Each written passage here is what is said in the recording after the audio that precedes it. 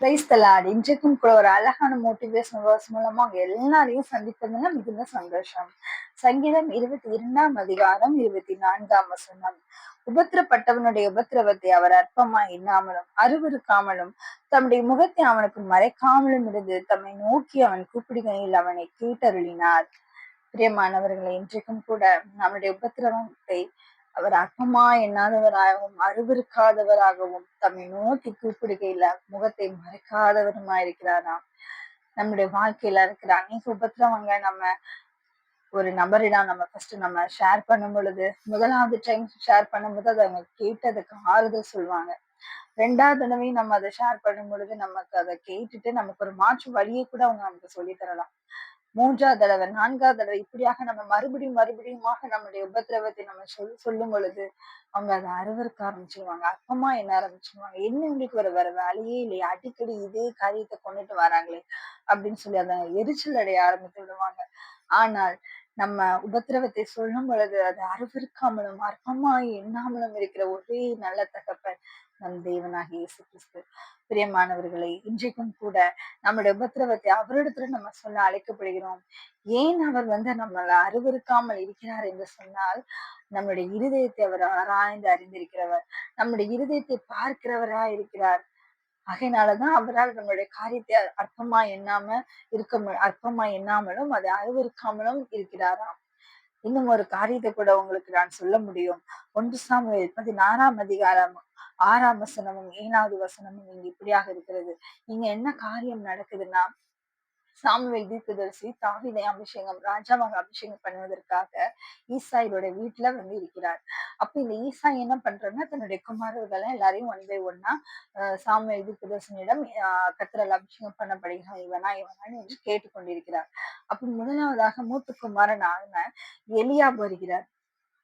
அவர்கள் வந்தபோது அவன் எலியாபை பார்த்த உடனே, கர்த்தரால் அபிஷேகம் பண்ணப்படுபவன் இவன் தானாக்கும் என்றான். எலியாபை இங்க கர்த்தர் ராஜாவாக தெரிந்து கொள்ளவில்லை. ஆனால் சாமுவேல் என்ன நடக்கிறார், கர்த்தரால் அபிஷேகம் பண்ணப்படுகிறவன் இவன் தானாக்கோ அப்படின்னு சொல்லி ரொம்ப மிகவும் அற்பமாய் எண்ணுகிறார். அதற்கு கர்த்தர் உடனே பதில் சொல்லுகிறார் பாருங்களேன். நீ இவனுடைய முகத்தையும் இவனுடைய சரீர வளர்ச்சியும் பார்க்க வேண்டாம். இந்த சரீர வளர்ச்சின்னு சொல்லி மென்ஷன் பண்ணிருக்கிறதுனால நான் இப்படி நினைக்கிறேன், மேபி அந்த எலியாப் மிகவும் குள்ளமாக இருந்திருக்கலாம். தேவன் அதை சொல்லுகிறார். கர்த்தர் சாமுவேலை நோக்கி, நீ இவனுடைய முகத்தையும் இவனுடைய சரீர வளர்ச்சியும் பார்க்க வேண்டாம். நான் இவனை புறக்கணித்தேன். மனுஷன் பார்க்கிறபடி நான் பாரேன். மனுஷன் முகத்தை பார்ப்பான், கர்த்தரோ இருதயத்தை பார்க்கிறார் என்றார். நான் இவனை புறக்கணித்தேன்னு சொல்லி நீ ஏன் சொல்றாங்கன்னா, நான் இவனை ராஜாவாக நான் இவனை தெரிந்து கொள்ளல. ஆனாலும் நீ இவனை இவனுடைய சரீர வளர்ச்சியை பார்த்து நீ இப்படி சொல்வது என்ன அப்படின்னு கர்த்தர் கேட்கிறார். நான் மனிதன் பார்க்கிற வண்ணமாக நான் பார்ப்பதில்லை, நான் இருதயத்தை பார்க்கிறேன், கர்த்தரோ இருதயத்தை பார்க்கிறார்.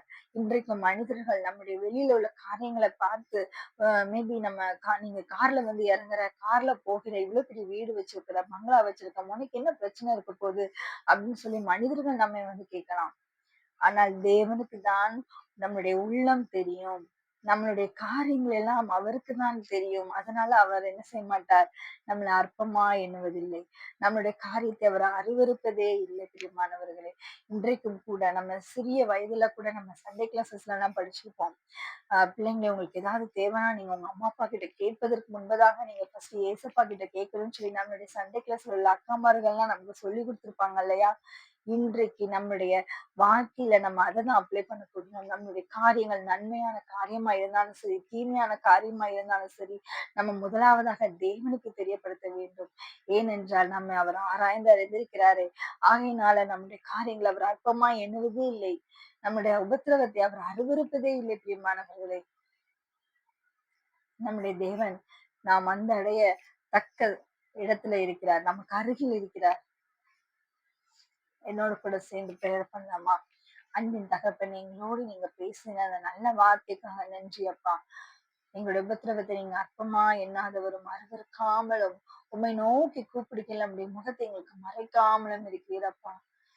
இசப்பா, நாங்க எங்களுடைய காரியங்களை நன்மையான காரியமா இருந்தாலும் தீமையான காரியமா இருந்தாலும் எங்களுடைய தேவைகள் எதுவா இருந்தாலும் முதலாவதாக நாங்க உண்மை நோக்கி பார்க்க எங்களுக்கு உதவி செய்யுங்க இசப்பா. பரிசுத்த ஆவியானவர் எங்களுக்கு உதவி செய்வீராக. இப்ப இயேசுவின் மூலம் ஜெபம் கேளும் ஜீவனுள்ள நல்ல பிதாவே. ஆமென். பிரியமானவர்களே, இன்றைக்கும் ஒரு அழகான வசனம் கேட்டோம் இல்லையா? இத நம்ம லைஃப்ல இனிமே நம்ம அப்ளை பண்ண போகிறோம். நம்முடைய காரியங்கள் எதுவா இருந்தாலும் முதலாவதாக தேவனிடத்துல போய் சொல்லப் போகிறோம். நம்மளை வெறுக்காதவர் இடத்துல போய் நம்ம சொல்லப் போகிறோம். இந்த மோட்டிவேஷனல் வெர்சஸ் எல்லாம் உங்களுக்கு ரொம்ப பிரயோஜனமா இருந்ததுன்னா, உங்க ஃப்ரெண்ட்ஸ் எல்லாருக்கும் நீங்க ஷேர் பண்ணுங்க. கர்த்தருடைய வார்த்தை மகிமைப்பட வேண்டும். நாம் சிறுகவும், தேவன் பெருகவும் வேண்டும். Thank you. God bless you. மற்றொரு அழகான ஒரு மோட்டிவேஷனல் வெர்ஸ் மூலமா உங்களை நான் மீண்டும் சந்திக்கிறேன். Thank you.